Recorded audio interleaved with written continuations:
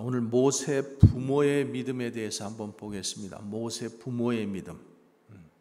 우리가 지금 히브리서 11장에 나오는 믿음 시리즈로 지금 13번째 모세 부모의 믿음을 통해서 오늘 하나님의 은혜를 받으려고 합니다. 히브리서 11장의 이 믿음장에 소개된 믿음의 사람 중에서 부모에 대한 믿음을 성경에 기록한 것은 오직 이 모세의 부모만 있어요. 우리가 다 부모인데 이 부모로서 참 이 성경에 참 모세를 귀하게 키웠다, 잘 키웠다, 믿음으로 키웠다. 그래서 그 부모가 성경에 그 이름이 올라가 있지 않나 이렇게 봅니다.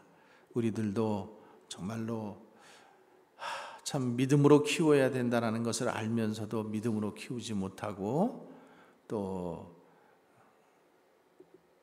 우리 그런 것들을 보면서 오늘 이 모세 부모의 믿음을 우리가 함께 보면서 은혜 나누기 원합니다.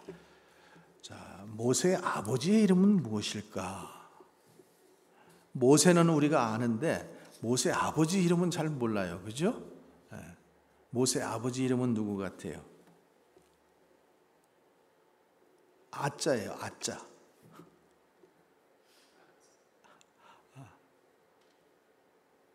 몰라요? 기억이 안 나요? 성경 퀴즈에 내야 되겠네. 아므람. 고상한 백성 이런 뜻이고 어머니의 이름은 좀 알 텐데 요게벳. 그렇죠. 요게벳. 요즘에 그 복음성 보니까 요게벳의 노래라는 그런 그 복음성도 있더라고요. 그래서 히브리서 기자가 지금 히브리서의 모세의 부모라고 지금 이 통칭하는 모세의 부모님의 믿음을 지금 소개하고 있는데, 자, 모세가 태어날 때는 어떤 때예요?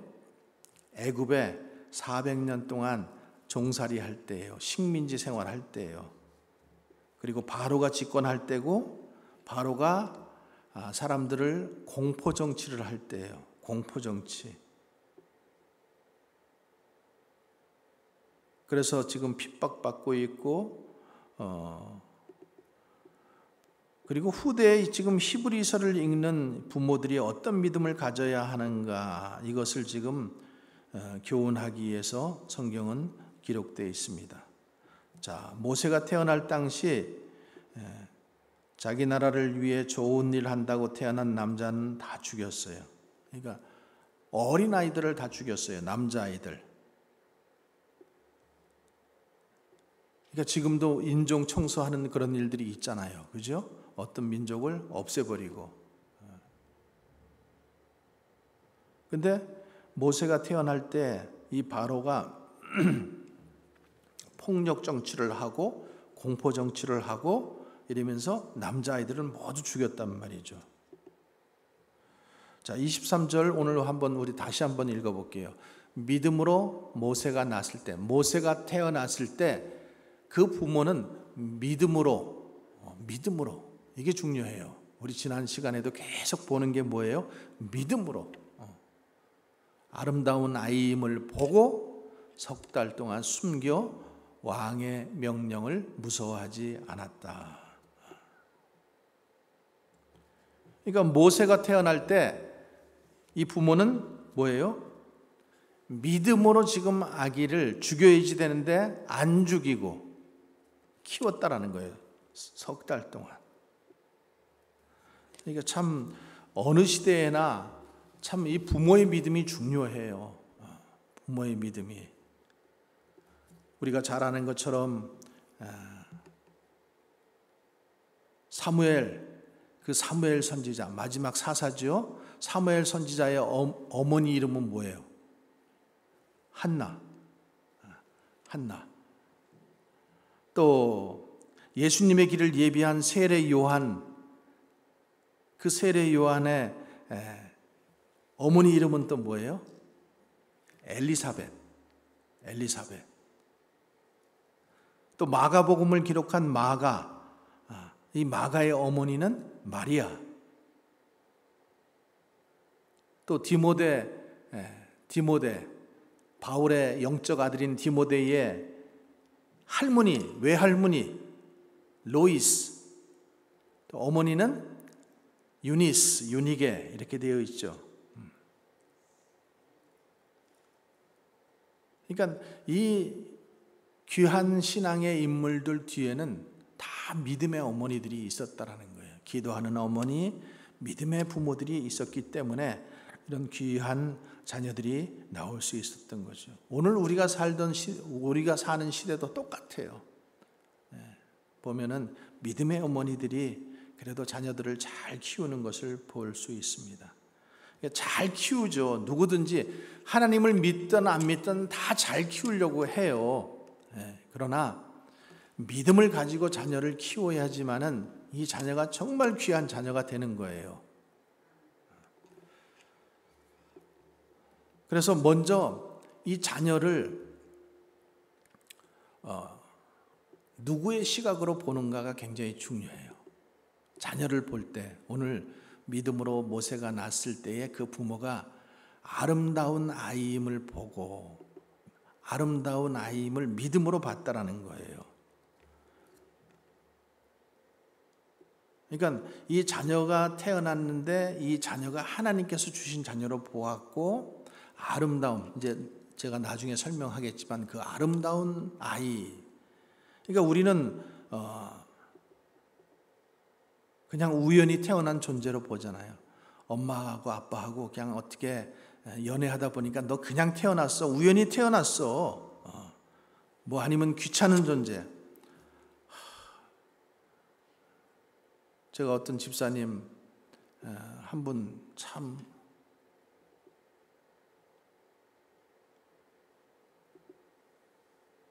남편이 돌아가셨는데 시동생이 와서 자기를 그냥 겁탈해버린 거예요. 그래가지고 자기가 태어난 거야. 자기가. 근데 엄마가 자기를 얼마나 미워하는지 모른대. 그렇잖아요. 자기가 원치 않았잖아요. 그런 상태 하에서, 그러니까 이 사람은 그냥 인생 자체가 힘이 든 거예요. 왜? 엄마가 어렸을 때부터 그냥 구박하고,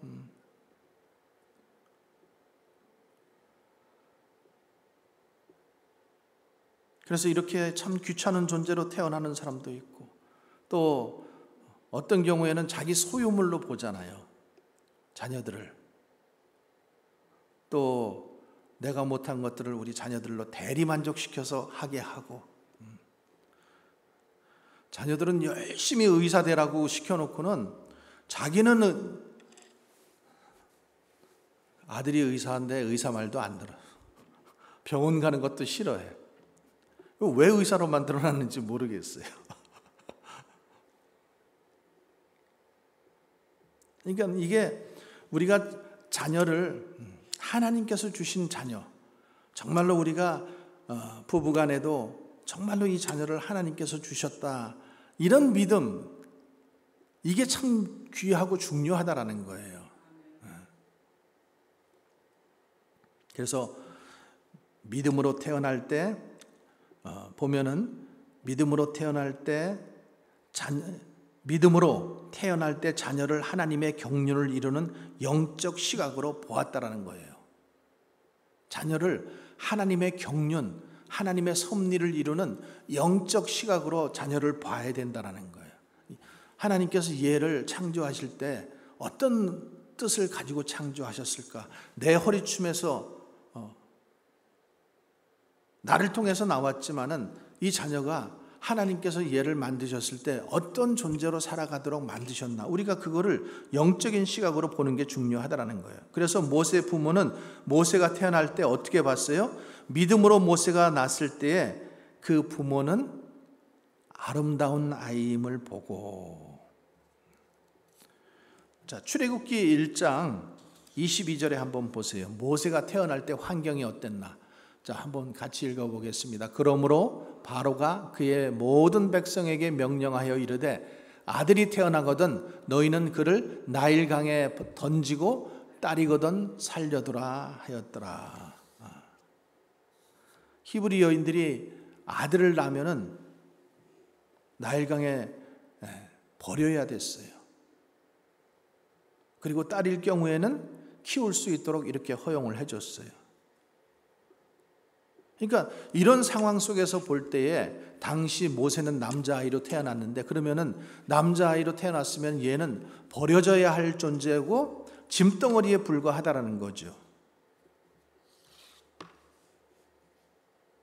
우리 교회에도 우리가 그런 지금 자녀가 있지만은 장애를 가진 아이, 부모의, 그러니까 임신을 이렇게 테스트 해보고 그 아이가 장애면은 제일 먼저 부모들이 뭐 하려고 해요? 지워버리려고 하죠. 그러니까 물론 나중에 태어나고 나서 자녀가 장애가 되는 경우도 있지만은 벌써 이미 임신 테스트 할 때 그 아이가 장애인 게 나온다고요. 그러면 대체적인 요즘에 부모들은 보면 어떻게 해요? 그냥 지워버리려고 해요. 짐덩어리라고 생각하고 우리의 행복을 가로막는다고 생각을 하고, 이런 아이는 태어나봤자 안 된다고 생각을 하고 지워버리죠. 세상에 태어나지 말아야 할 아이, 이렇게 생각하는 거예요.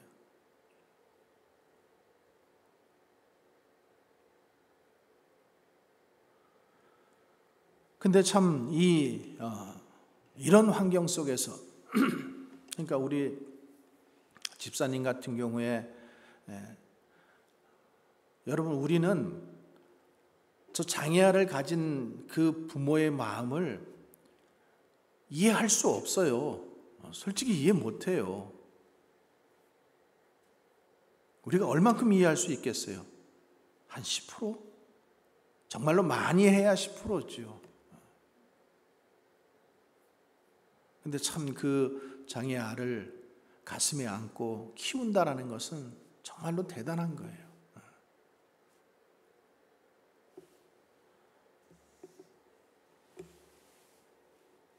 그러니까 지금 이 모세가 태어났는데 남자아이예요. 아들이야. 죽여야 돼. 나일강에 버려야 돼요. 이웃집 아이들은 지금 다 나일강에 버리고 있어. 근데 모세의 부모는 왜 안 버렸어요? 믿음으로 그 아이를 보았기 때문에. 믿음으로 그 아이를 보았기 때문에. 그래서 출애굽기 2장 2절에 이렇게 되어 있어요. 그가 잘생긴 것을 보고, 아름다운 아이임을 보고, 여기 아름답다라고 번역된 이 말은 품이 있는 그런 뜻이에요. 품이 있는. 근데 이게 두 번 이 말이 쓰였는데 신약 성경에 둘 다 모세하고 관련돼서 썼어요. 이 단어를.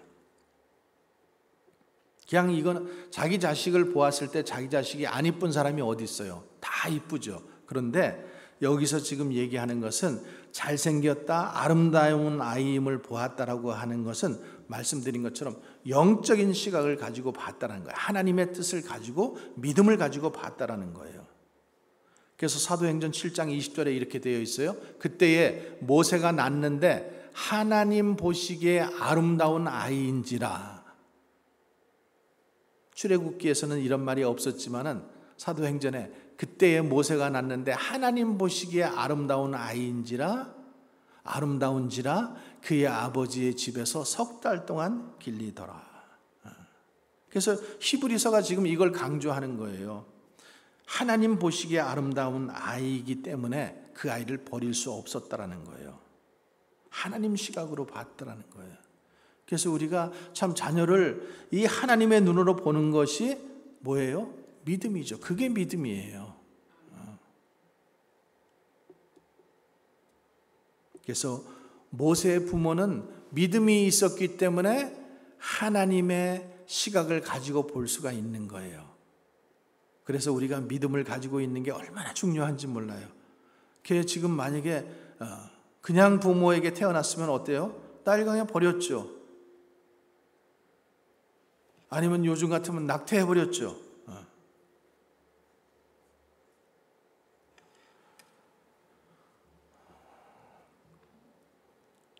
여기 아름다운 하나님의 시각, 하나님의 시각이라는 말이 맛소라 사본이라는 이 성경책에 그 최초로 발견된 맛소라 사본이 있거든요. 성경은 원본이 없습니다. 다 사본밖에 없어요. 근데 거기 이 토브라고 되어 있어요. 토브라는 말, 이 히브리 말로 토브라는 말은 어떨 때 쓰인 말이냐면 하나님께서 창세기 1장에 천지를 창조하셨다 그랬을 때 그 다음에 뭐라고 나와요? 보시기에 아름다웠다. 이 보시기에 좋았더라, 보시기에 아름다웠다 할 때 그 단어가 토브인데 지금 그 단어를 지금 쓰고 있다라는 거예요. 그러니까 하나님의 눈을 가지고 봐야지만은, 믿음의 눈을 가지고 봐야지만은, 장애지만은 그 아이가 아름다워 보이는 거예요. 자기 부모, 자기 자식이 안 이쁜 자식이 없지만은 믿음의 눈을 가지고 볼 수 있기를 바랍니다.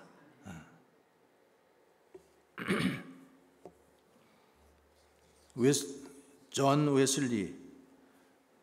웨슬리 감리교의 창시자잖아요. 그 어머니가 수잔나 웨슬리인데 그는 자기 전에 자기 애들이 16명이었었어요. 정말 많지요. 그런데 매일 저녁마다 침대에서 자식들에게 이런 질문을 했대요. 얘들아, 너희는 누구니? 그러면 애들이 우리는 위대한 아이들입니다. 누가 너희를 위대하게 했니? 하나님이 우리를 위대한 사람이라고 했습니다. 너희는 지금 무엇을 하니? 지금 위대한 역사를 창조하고 있습니다. 그 일을 누가 시켰니? 우리를 위대하게 쓰시는 하나님이 시켰습니다. 이렇게 대답들을 하면은 그 어머니가 너는 하나님이 기뻐하시는 아들이다, 딸이다. 너는 하나님의 귀한 일을 해야 된다. 이렇게 가르쳤다는 거예요. 매일 밤마다. 그러니까 참 위대한 신앙의 사람들이 나왔잖아요. 여러분, 에디슨, 우리가 잘 아는 에디슨, 발명의 왕 에디슨도 학교에 입학했는데 친구들한테 왕따 당하고 선생님한테는 인정도 못 받았어요. 그러니까 선생님이 부모를 불러가지고 얘는 전응아 같다고 그 부모에게 자퇴를 시키라고 이렇게 요청을 했대요. 근데 그 엄마가 낸시인데 그는 애를 데리고 나오면서 선생님, 우리 아이는 전응아가 아닙니다. 남과 좀 다를 뿐입니다. 목사님인 아버지의 신앙교육으로 자라난 이 낸시는 그 자기 아들을 다른 아이로 봤어요. 전응아가 아닌 남과 좀 다른 아이. 그래서 그 아들을 집에서 가르치기를 결심을 했어요. 그래서 많은 책을 사다 주고 에디슨이 시험하는 것을 좋아하니까 지하실을 실험실로 차려줬대요. 그래서 실험을 하다가 집이 탈 뻔도 하고 또 친구들을 대상으로 시험을 하다가 죽일 뻔도 하고 아버지가 화가 났고 그랬지만은 화가 나서 그 실험실을 없애려고 하자 그 아내 낸시가 눈물로 호소하면서 이 아이를 우리가 믿어보자고, 이 아이에게 이것을 빼앗아 가면은 그러면은 삶의 목적을 빼앗는 것이다고 이렇게 하면서 이 아이를 키워줬어요. 근데 훗날 에디슨이 이렇게 고백을 하는 거예요.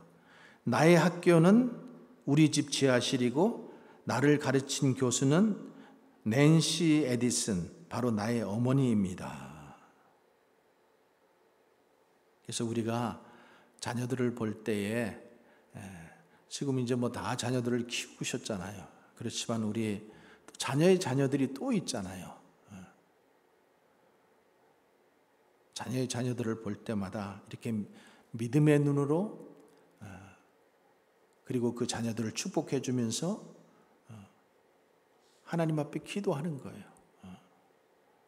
하나님의 눈으로 볼 수 있고 하나님의 눈을 가지고 그 자녀를 축복해 주시기 바랍니다. 자, 두 번째로는 믿음으로 최선을 다하고 하나님께 맡겼어요. 그러니까 믿음의 눈으로 자녀를 이제 보았으니까 그 다음에 어떻게 키워야 되는가? 믿음으로 최선을 다하고 하나님께 모두 맡기는 거예요. 그러니까 지금 석 달 동안 숨겨서 키우잖아요. 바로는 지금 죽이라고 했는데 석 달 동안 지금 숨겨서 키우는 거예요. 근데 이제 3개월 정도 되면은 처음에는 울음소리도 작고 이러니까 괜찮지만은 3달 정도 되면은 이제 애들 울음소리도 커지고 그래서 이제 분별이 되잖아요. 혹시 누가 주위에 지나가다가 듣기라도 하면은 또 온전하지 못하고 또 사람들이 항상 무섭잖아요. 사람들이 입소문이 무서운 거예요. 힘차게 울면은 저건 분명히 남자아이일 것이다. 이렇게 생각을 하잖아요. 그래서 이런 3개월 동안 그 3개월 동안을 키운다라고 하는 것이 법 아래에서 지금 법이 있는데 그 법을 지금 따르지 않고 하나님의 말씀을 따르고 그 아이를 몰래 키운다라고 하는 것을 볼 때에 하나님의 말씀에 이것이 정상적이지 않나? 국가의 법에 순종하라고 했는데 내가 국가의 법에 순종해야 되지 않는가? 좀 이런 생각들을 많이 가질 수 있어요. 근데요, 항상 우리가 지혜롭게 생각해야 돼요. 그럴 때는 독재주의가 되고 또 나치 정권 같은 그런 시절 공산주의가 되고 또 일본의 그런 군국주의 같은 그런 치하에서는 그거는 사단의 하수인 역할을 하고 있는 거예요. 지금 나라가. 그럴 때는 꼭 국가의 법을 지켜야만 된다라는 그런 뜻보다는 단호하게 하나님의 뜻을 믿음으로 가지고 볼 수 있는 시각이 필요하죠. 그러니까 결국에 그런 것이 뭐예요? 믿음이라는 것은 용기를 갖다 줍니다. 용기. 그러니까 3개월 동안 키울 수 있는 것도 믿음이 있었기 때문에 키울 수 있는 거고 용기가 있었기 때문에 키울 수 있는 거예요. 발각되면 죽어야 되잖아요. 부모도 같이 죽어야 돼요. 지금 모세만 있는 게 아니잖아요. 지금 그 형 아론도 있어. 또 미리암도 있어요. 근데 만약에 지금 들키면은 이게 다 죽어야 되는 지금 그런 시절이란 말이죠.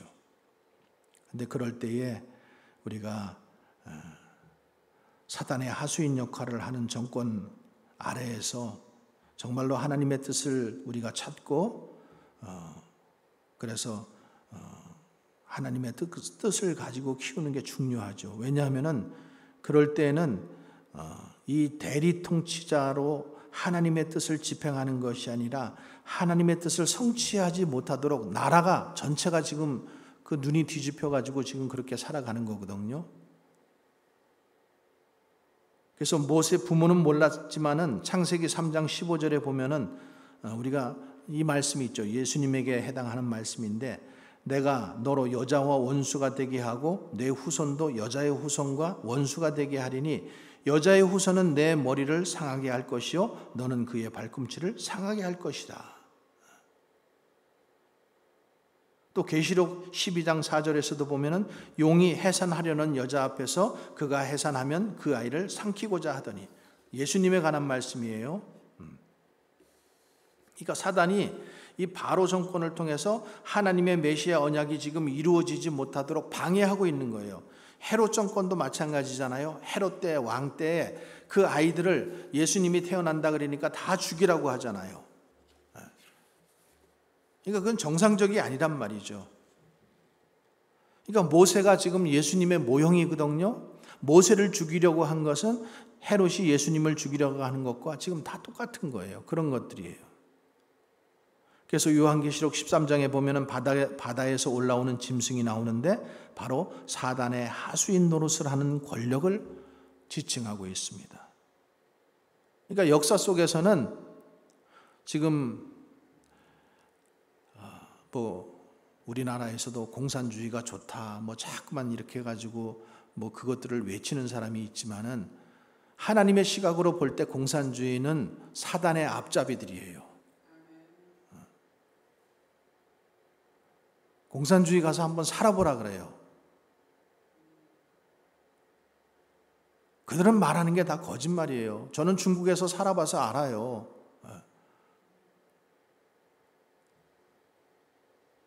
다 거짓이고 말만 그냥 뱉으면 다 거짓말이라고 어떤 연예인이 그렇게 얘기하는데 정말이에요. 그들은 그러니까 이 서방에서 공산주의를 잘 모르는 게 물론 알겠죠. 알지만은 너무 젠틀하다라는 거예요. 동일하게 생각을 해주는 거예요. 동일한 대접을 하려고 하고. 근데 그들은 아니란 말이에요. 약속도 항상 깨버리는 거고 자기네 마음대로 하고 하는 것이 공산주의인데 참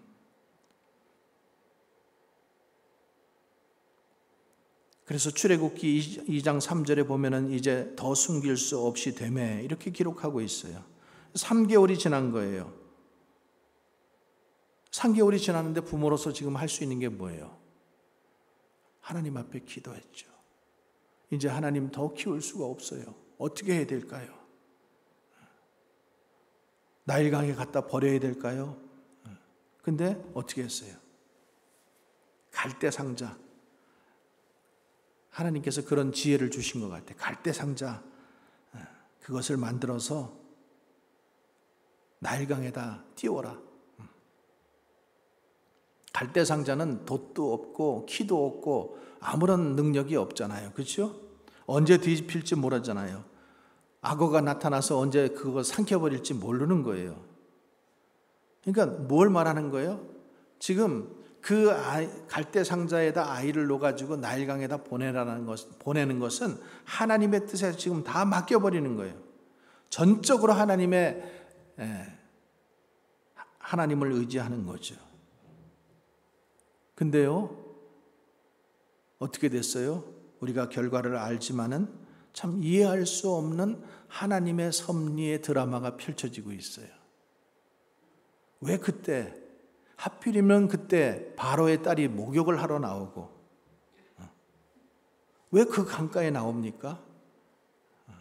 아니, 물을 받아다가 내가 목욕하겠으니 물을 받아라. 이러면은 하인들이 다 물을 길어올 텐데, 왜 강가에 나와서 목욕을 할까요? 우연일까요? 그리고 하필이면은 그 시각에 왜 공주의 눈에 그 갈대 상자가 눈에 띄어요? 여러분, 예수 안에서는 우연이 없습니다. 다 하나님의 섭리예요. 상자를 열어보니 히브리 노예의 아이였어요. 지금 공주가 그 법을 모르는 거 아니잖아요. 지금 히브리 아이인 것을 알고 남자아이인 것을 알면은 지금 버려야지 돼요. 죽여야지 돼요. 근데 어떻게 그 아이를 데려다가 자기 양자로 키울 생각을 했을까? 그것도 우연일까요?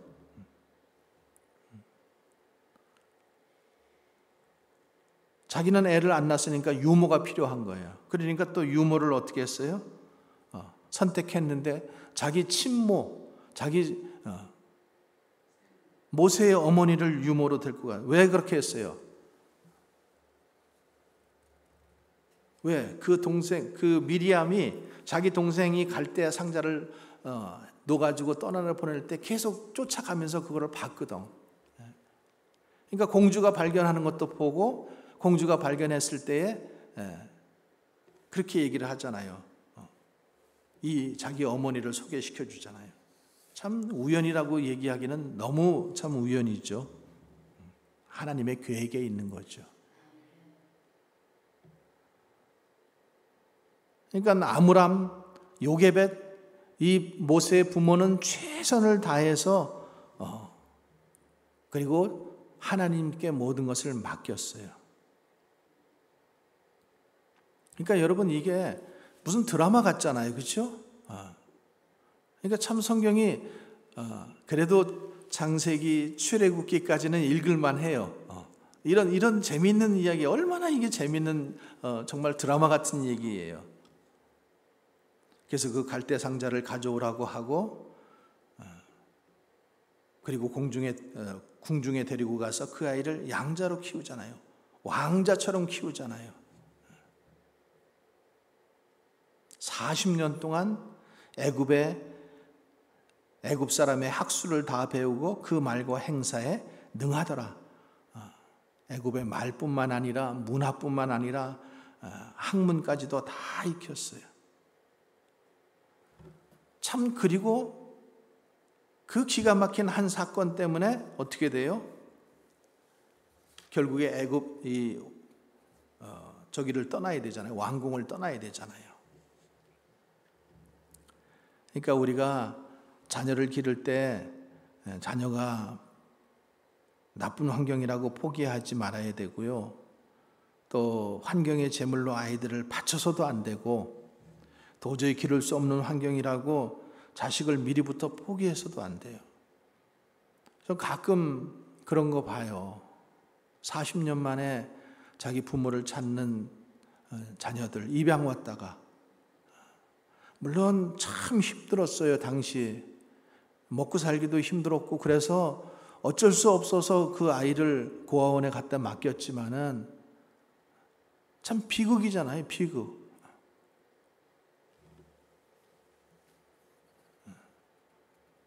그런 아이들이 2만 명, 3만 명씩.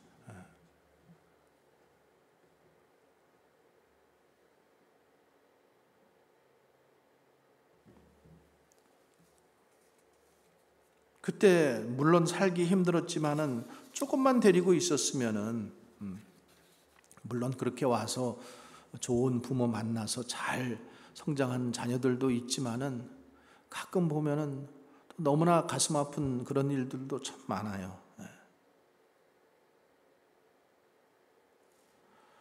그래서 우리가 자녀들을 어떤 태도를 가지고 끝까지 키워야 되는가? 그때 이 자녀들을 고아원에 갖다 맡기고, 이렇게 물론 길을 잃어버려서 고아원에 가서 입양돼서 온 아이들도 있지만은 자기 부모들이 갖다가 거기다 맡긴 부모들도 많거든요. 먹고 살기가 힘이 드니까. 근데 그냥 잘 먹고 살으라고 또 입양 보낸 그런 부모들도 있더라고요. 근데 우리가 참 어떤 시선을 가지고 자녀들을 바라보고 키워야 되는가? 어떤 일이 있어도. 저는 오늘은 뭐 그런 분들이 한 분도 안 계시니까 제가 담대하게 얘기하는 거예요. 자녀들의 자녀들은 자녀들이 키우는 게 맞아요. 그 자그만 부모한테 다 갖다 주고 자기네들 시간 갖겠다고, 그 늙어 빠진 부모들한테 힘도 없는데 말이지, 혼자 걸어 다니는 것도 힘든데 애들 갖다 맡기고. 근데 또 부모님들도 보면은 이 정이 너무나, 또 이 정 때문에 또 그거를 끝까지 또 자기가 찾아다니면서 또 그걸 해야지만 된다라고 또 그렇게 생각하시는 분들도 있어서 좀 안타깝더라고요. 세 번째 우리가 볼 것은 믿음으로 임금을 무서워하지 말아야 한다는 거예요. 오늘 말씀에 보면은 왕의 명령을 무서워하지 아니하였다. 모세의 부모가 자녀를 기르는데 장애물이 있었어요. 그 장애물은 뭐예요? 왕의 명령이에요. 근데 왕의 명령을 무서워하지 않았다라는 거예요. 왜? 믿음이 있었기 때문에. 믿음이 있었기 때문에. 왕의 명령이 무섭지만은 그것보다 더 크신 하나님의 뜻이 무엇인지를 보았기 때문에, 하나님이 왕보다 더 위대하신 분임을 믿었기 때문에, 그래서 여러분, 두려움의 반대말은 뭔지 아세요? 두려움의 반대말은 용기가 아니라 믿음입니다. 믿음. 용기도 때로는 좌절할 수 있어요. 용기도. 그렇지만 믿음은 좌절하지 않아요. 용기는 그 근원이 자기 자신이에요. 요시 한번 해보자 이렇게 가지고 자기가 자기 자신은 용기를 내는 거지만은 믿음은 그 근원이 다른 거예요. 하나님이잖아요. 하나님. 그래서 신념이 아니라 신앙의 사람은 왕의 법보다도 하나님의 법을 더 무서워한다라는 거죠. 두려워한다라는 거죠. 당시 히브리 산파들도 마찬가지잖아요. 거의 산파들 이름이 2명 나오는데 시프라하고 부하. 출애굽기 17장에 이렇게 되어 있어요. 그러나 산파들이 하나님을 두려워하고 애굽 왕의 명령을 어기고 남자아이들을 살린지라. 그 산파들도 누구를 두려워했다라는 거예요? 하나님을 두려워했어요. 산파들이 왕의 명령이 산파들에게 갔어요, 안 갔어요? 갔잖아요. 남자아이거든 죽이고 여자아이거든 살리라. 그 명령이 갔어요. 근데 그 산파들이 하나님을 두려워하여 애굽 왕의 명령을 어기고 남자아이들을 살렸다. 이렇게 말하고 있어요. 그러니까 그들은 하나님을 두려워한 거예요. 그러니까 우리가 누구를 두려워할지를 바로 알고 살아야 돼요. 하나님이 크게 보이면 세상은 작게 보입니다. 세상이 크게 보이면 하나님은 작게 보여요.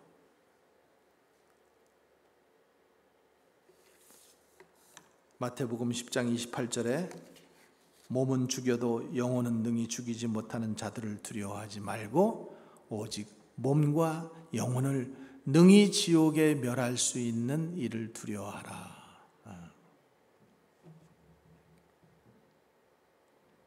여러분, 우리 믿음의 선조들 공산주의 시절에도 믿음을 지키기 위해서 권력과 맞섰어요.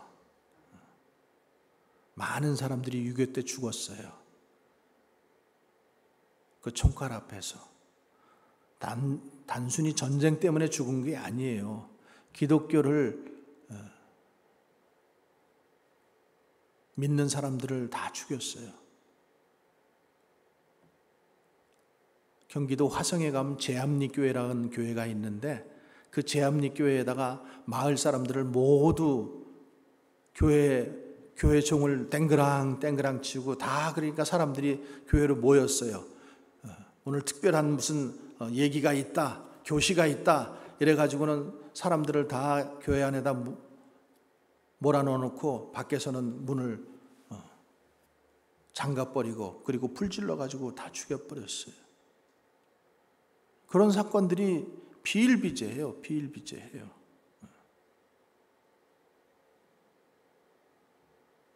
수많은 신앙인들이 믿음을 가지고 박해와 핍박 가운데 고난을 이기고 승리했습니다.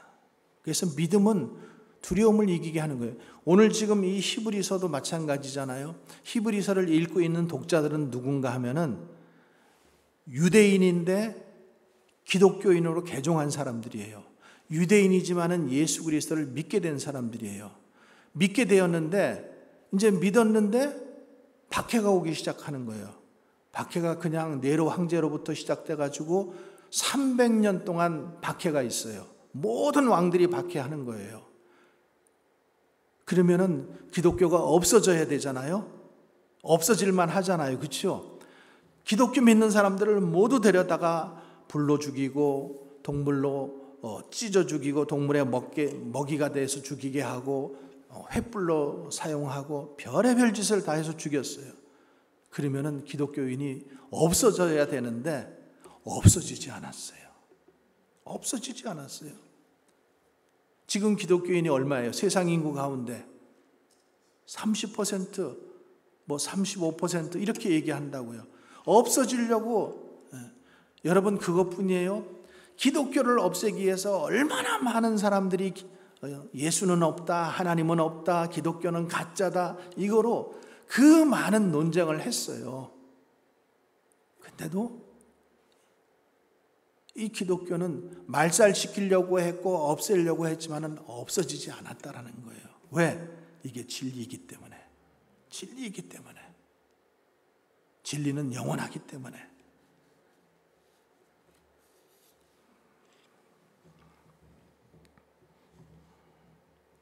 그래서 요한일서 5장 4절에 무릇 하나님께로부터 난 자마다 세상을 이기느니라. 세상을 이기는 승리는 이것이니 우리의 믿음이니라. 믿음이 세상을 이기게 해줍니다. 여러분 다윗 보세요. 얼마나 많은 왕이 되었지만은, 왕으로 기름을 부었지만은, 그가 그 왕으로 기름 부은 그 이후의 삶이 얼마나 고난이 많은 삶이에요. 아니 형들 도시락 전해주러 갔다가 골리앗 장군한테 자기네들은 이기지 못하는 것 보고 나가서 싸워서 그 골리앗을 찔러 그 돌 팔매질로 해서 죽이잖아요. 에? 너는 칼과 단창으로 나오지만은 나는 여호와 이름으로 나간다. 물맷돌 던졌는데 어떻게 그 물맷돌 하나가 정말로 그 정수리에 맞고 그가 죽을 수가 있어요? 우연일까요? 그러면 그가 정말로 장수가 돼가지고 사람들에게 존경을 받아야 되는데 그 존경받는 것을 또 사울 왕이 자기 장인이 저 장수를 죽인 사람을 내 딸로 주겠다 이렇게 했는데 그 사이가 됐잖아요. 사이가 됐는데도 그 사이를 미워하는 거예요. 죽이도록 미워하는 거예요.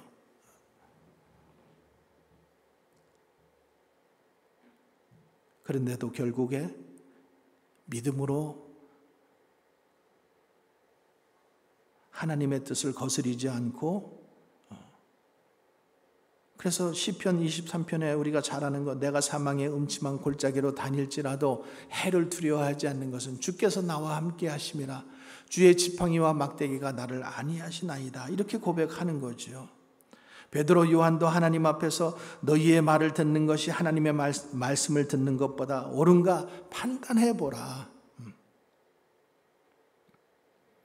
사드락과 메삭과 아벳느고도 맹렬히 불타는 풀무불 앞에서 그 금신상에게 절하지 아니하고 느부갓네살의 그 왕의 명령에 거역하면서 그리 아니하실지라도, 그렇게 하지 않으실지라도 왕이여 우리가 왕의 신들을 섬기지도 아니하고 왕이 세우신 금신상에도 절하지도 아니할 줄을 아옵소서. 여러분 에스더도 죽으면 죽으리라 이렇게 하고 믿음을 가지고 왕 앞에 나갔더니 왕 앞에 나가면 죽는 거예요. 근데 도리어 살잖아요. 자기만 살 뿐 아니라 자기 백성까지 모두 살리는, 그래서 부림절로 그때를 기념해서 이스라엘 백성들은 부림절로 그때를 기념하고 지금도 지킵니다. 그러니까 하나님 말씀이 뭐예요? 우리 지난주에 이사야서 41장 우리 한번 같이 고백할까요? 두려워하지 말라, 내가 너와 함께 함이라. 놀라지 말라, 나는 내 하나님이 됩니다. 내가 너를 굳세게 하리라. 참으로 너를 도와주리라. 참으로 나의 의로운 오른손으로 너를 붙들리라. 아멘. 냉장고 앞에 붙여놨죠? 붙여놓고 계속 저 말씀을 암송하세요. 암송하세요. 가나안 땅에 들어가는 이스라엘 백성들에게도 신명기 31장 8절에 보면 이렇게 말씀해서 여호와 그가 내 앞에서 가시며 너와 함께 하사 너를 떠나지 아니하시며 버리지도 아니하시며 너는 두려워하지 말라, 놀라지 말라. 또 여호수아 1장 9절에서도 가나안 땅을 눈앞에 둔 여호수아에게 내가 내게 명령한 것 아니냐, 강하고 담대하라, 두려워하지 말며 놀라지 말라. 왜 지금 자꾸만 저런 말씀을 하겠어요? 우리는 그냥 연약해요. 옆에서 조금만 바시락거리는 소리만 들려도 그냥 놀라는 거예요. 놀라는 거. 올라갈 수 있는 용기도 없고, 술 배틀 밑에 숨을 줄 알고, 다른 사람이나 보낼 줄 알지, 주여 제가 저기 있사오니 저를 보내시옵소서, 나는 안 갑니다.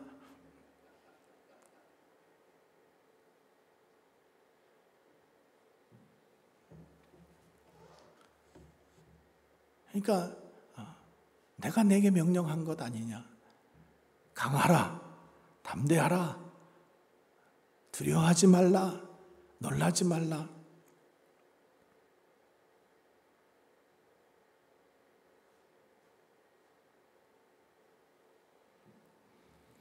예수님께서도 말씀하셨잖아요.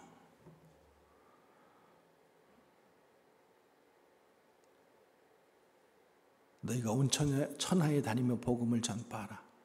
예루살렘과 유대와 사마리아와 땅끝까지 이르러 내 증인이 되라. 모든 족속에게 너희는 가서 세례를 주고 아버지와 아들과 성령의 이름으로 세례를 주고 내가 너희에게 분부한 모든 것 가르쳐 지키게 하라.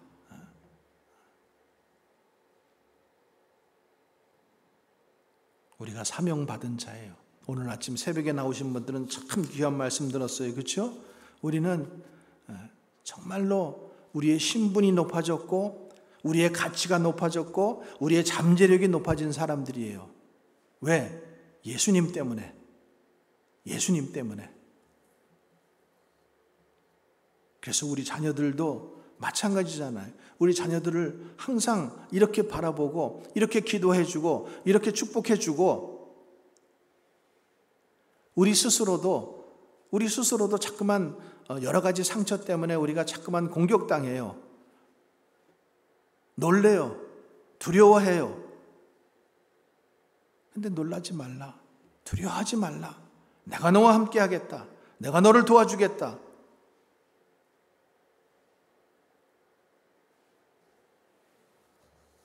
이 믿음 가지고 살면은요, 우리가 정말로 하나님의 귀한 일들을 많이 할 수 있을 줄 믿습니다. 오늘 모세 부모의 믿음을 보았어요. 믿음으로 왕의 명령을 무서워하지 않고 그리고 그 자녀를 믿음을 가지고 키웠어요. 믿음을 가지고 키운 자녀들은 달라요. 정말 달라요. 기도하고 믿음을 가지고 키운 자녀들 세상에서도 성공합니다. 많이 봤어요. 정말로 많이 봤어요. 좋은 조건, 좋은 환경 만들어줘야지만은 인생이 성공하는 것 같지만은 정말로 믿음 하나 가지고 키운 자녀들 이 세상에서 정말로 성공하는 거 많이 보았어요. 그런 간증들이 너무나 많아요. 우리들도 비록 우리 자녀들을 그렇게 키우지는 못했을지라도 우리 손자 손녀들에게 그렇게 축복하고 또 우리 스스로도 우리의 가치와 잠재력과 우리가 어떤 신분임을 알고 항상 믿음으로 살아갈 수 있기를 주님의 이름으로 간절히 축원합니다. 기도하겠습니다. 좋으신 하나님 은혜 감사합니다. 오늘 모세 그 부모의 믿음을 보았습니다. 하나님, 귀한 믿음의 자녀가 있기까지 주님께서 그 부모의 믿음을 통해서 자녀들을 키워갔음을 보았습니다. 하나님, 하나님께 모든 것을 맡기고 주님, 하나님의 뜻을 따라 내 육신적인 주님 생각으로 자녀들을 키우지 않고 또 육신적인 시각을 가지고 키우지 않고 하나님의 시각을 가지고 자녀들을 바라볼 수 있게 해주시고 또 주님, 자녀들을 믿음으로 키우고 기도로 키우고 그래서 하나님께서 본래 우리 자녀들을 사용하시려고 하는 목적대로 하나님 아버지 키워갈 수 있도록 우리에게 믿음 주시고 또 담대함 주시고 끝까지 무엇보다도 하나님 아버지 중간에 포기하지 않고 끝까지 주님 자녀를 위해서 믿음의 눈으로 또 성공하는 것을 바라볼 수 있도록 도와주시옵소서. 세상적인 성공이 아니라 하나님의 뜻에 합당한 사람이 되어져 가는 그런 성공의 사람들, 우리 자녀들 되게 하여 주시옵소서. 거룩하신 예수님 이름으로 기도하옵나이다. 아멘. 우리 주님이 가르쳐 주신 기도로 마치겠습니다.